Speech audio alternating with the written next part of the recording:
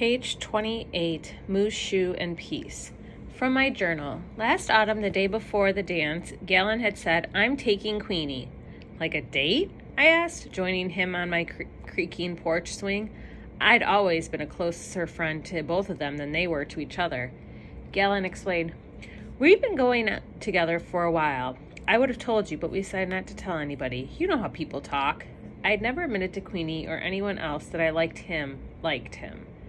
Galen's bangs fell forward. "Would you go out with a black person?" he asked. In my distant memory, I recalled an elder, maybe an uncle back home, saying it was okay to be friends with black people, but not more than friends. "Sure," I answered. "Worried about your mom?" Mrs. Owen's rules had been no dating until high school. "I'll deal with Mother," he'd said. "It's my life." While Natalie propped her dripping, happy face umbrella on the porch, Finn lugged in a red paper bag. Under the dragon logo, it read, "Clifford's Chinese Kitchen. Special delivery," he announced. "We come bearing moose shoe veggies with hot and sour soup," Natalie added, scratching behind Chewy's ears. "Your favorites." The takeout was a peace offering. I'm a devout believer in moose shoe and peace. While Natalie and Finn unpacked the food on the coffee table, I muted the TV and plopped couch pillows on the hardwood floor. Natalie lit a blue candle, and her silver hoop earrings reflected the flame. Grandpa teases Natalie that she looks like a China doll and dresses like a lumberjack. He's right. She wears hiking boots and overalls with flannel shirts in cold weather and with t-shirts in warm. Her close-cropped blonde hair sticks out in all directions. Usually, her only jewelry is the earring. Lately, shadows have circled her gray eyes. The blue candle smelled like vanilla mingling with the aromas of my hot and sour soup and moose shoe veggies, Finn's egg drop soup, and kung pao chicken, as well as Natalie's steaming wonton soup and garlic shrimp. That last order stumped me. Natalie is Hansberg, only known vegetarian. It's less annoying because she's the only member of our household who really knows how to cook. When I asked about the carnivore, Natalie said she decided she'd expand her diet to include seafood, eggs, and milk, so she wouldn't always have to drive clear to Lawrence for takeout. Chewy hunkered beneath the coffee table waiting for scraps. I'd almost finished my dinner when Finn reached over and fondled Natalie's pirate earring. He hadn't eaten a spoonful of his egg drop soup, let alone a bite of his main course, or mine, or Natalie's. Finn never ignores food. I clipped my chopsticks and asked, "On a diet, Finnegan?" My resident love doves traded a look. Natalie pushed back her plate. Finn grabbed the dog nod remote and clicked off a special report about the president. "We've been trying to tell you all week," Natalie said. "We're engaged." "To be married," Finn added, reaching beneath the table to pet Chewy. What could I say? I jumped up to hug them both, and my elbow bumped a container of Natalie's lukewarm wonton soup. It gushed over the table, and Chewy slurped it like only a big dog could. Somehow the flickering candle survived. Once we mopped the mess, Natalie spilled the details. She proposed to Finn at Potter Lake with a bouquet of sunflowers. Her mother wanted a formal wedding at Good Shepherd Episcopal Church and a sit-down reception at some golf course country club in Overland Park. But Finn and Natalie planned to get married in 3 weeks at First Baptist in Hansberg. Small wedding, sheet cake and fruit punch reception in the church basement. Finn had already told Aunt Georgia, Uncle Ed, Grandma and Grandpa Scott, and Grandpa Berghoff.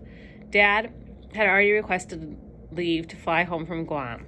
"So I'm not exactly the first to know?" I asked, keeping my voice light. Natalie fiddled with her earring. "It's my fault," Finn said. "I told her I'd tell you." I tapped my plate with my chopsticks, prompting him with a, "and?" Finn held a chunk of kung pao chicken to my lips and said, "I chickened out." I bit into the spicy offering. Finn isn't the chicken type, or the spicy type, for that matter. He'd been the only one at the table eating with a fork. Natalie grabbed the Examiner and pointed me to the engagements.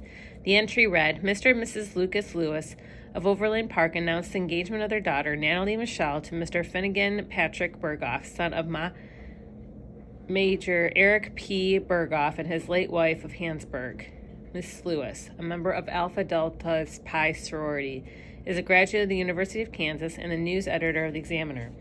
Mr. Berghoff, also a KU graduate, is a computer consultant and a website designer. Natalie should have used Mom's whole name, not that I mentioned it. I had no idea you were in a sorority, I said. I moved out after my first semester, she explained, glancing at me sideways. My mother made me put it in anyway. Natalie's mother is a PR exec for Hallmark, and her dad is an accountant at Sprint. They live about a half-hour east in Johnson County, a Kansas City suburb. What's that? Finn asked, raising the editorial page. Natalie leaned over to see what he was talking about and said, I guess Mrs. Owen figures that if she keeps chipping, she'll beat out our esteemed mayor the next time around.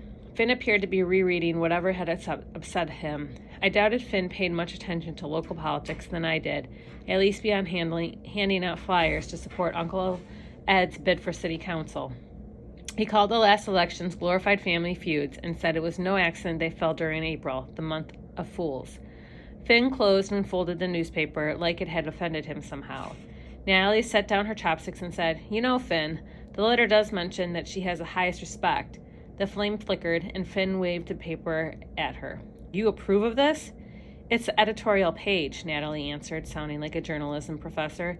It's for what anybody thinks, whether you or I agree with them or not. An engaged couple should have been getting along better.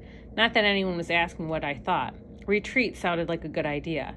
I tossed the empty takeout containers and still wrapped fortune cookies into the Clifford's bag, grabbed the Examiner from Finn, and marched down the hall to my bedroom with Chewy.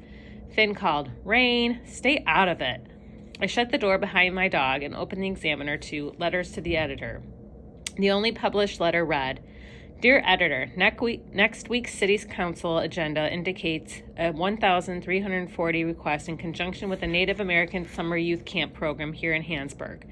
As a physically responsible citizen, I have no choice but to voice my objection. Please understand that I have the highest respect for both Native American culture and Mrs. Georgia Wilhelm, the program coordinator.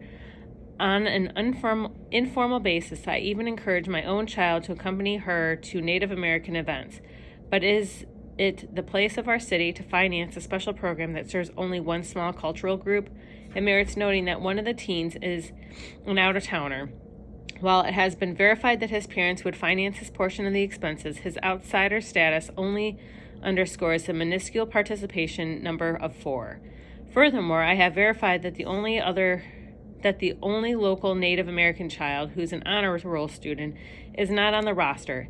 If she does not find this activity worthy of her time, why should we find it worthy of our tax dollars? Sincerely, Mrs. Della Owen. I flipped to page 6. Sure enough, the City Council agenda read, 2. New business. A. Financing request, $1,340, American Indian Youth Summer Camp, Georgia A. Wilhelm, coordinator. I couldn't believe it. Neon idiot me had stood right there holding my dog treats and frozen foods and had told Mrs. Owen that I was blowing off Aunt Georgia's Indian camp. Mrs. Owen used that newsflash to counter Aunt Georgia's financing request, probably just to make Mayor Tahiti Rummel look bad. Bottom line, Mrs. Owen needed votes for round 2 of her run for mayor. Aunt Georgia needed money for Indian camp, and my big mouth had stuck me in the middle.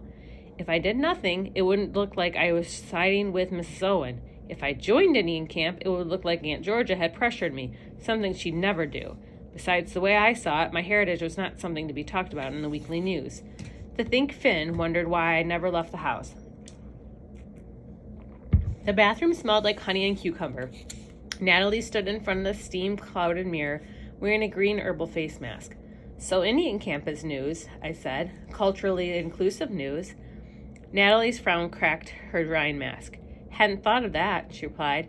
It surprised me to hear her say so. Natalie is always looking for stories, and she always talks a lot about how newspapers should cover, as she puts it, the increasingly diverse population. That's a monster challenge in Hanesburg. My hometown has about 2,000 German Americans and assorted other white people, 3 Native families, 1 black family, and 1 Indian American family, as in from India, although they moved here from Garden City, Kansas. Lately, Natalie has been toiling 70-hour weeks on the Independence Day tabloid while almost single-handedly cranking out the regular weekly paper. Luckily, she recently hired some temporary help. The Examiner can't afford to pay its interns much more than minimum wage, but every semester a couple of journalism students show up for the experience, a letter of recommendation, and a chance to build their profiles. Some guy named The Flash was her latest indentured servant, and reporting intern who was going to be a sophomore at KU. Finn had called him a trip, but I hadn't met the guy yet.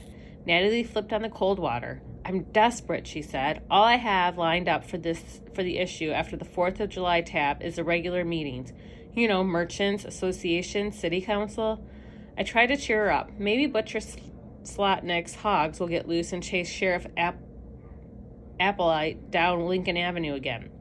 Or one of Mrs. Washington's breeding ostriches will take a peck at another unsuspecting jogger. Or if you're really blessed, Joey Michaels will stop another Jesus fail in his Cool Whip. We can only pray, Natalie answered, splashing her face. Suddenly, inspiration struck. If it would help, I said, I could shoot Indian camp. Just a day would do it. Art, Aunt Natalie exclaimed, straightening, splotches of green goop sticking to her dripping face. Do you have any idea how gray the front page will look with no art? At the last minute, her photojournalism intern had bagged the Examiner for a better-paying, big-time summer job at the Wichita Eagle. Bad news for Natalie. The Examiner's budget was tight, and she had been counting on a staff shooter for summer. Natalie splashed off what was left of her facial mask, patted a hand towel on her cheeks. Okay, she said, but it's the Flash's story, and your pictures have to be professional. No setups, something decent, or I won't run it. Natalie had run family travel photo shots with the disposable and hazy, badly composed pics via camera apps. I smiled at the thought that her standards were higher for me. But look, she added, we both know Finn wants you to join the program. If you change your mind and go ahead, that'll be a conflict of interest, Natalie said. Conflict of interest like it was the 8th deadly sin. That means you're too close to the story to cover it, she explained, and the deal's off. No problem, I replied, shaking her hand. Mrs. Burnham, who sells advertising space for the Examiner, had dated Uncle Ed between Aunt Carol and Aunt Noreen. If I asked, she spread the word that I was covering Indian camp. She even explained that Natalie had told me I couldn't both shoot the story and participate. If people wanted to talk about Mrs. Owen challenging Aunt George's financing request, they would have to just leave me out of it.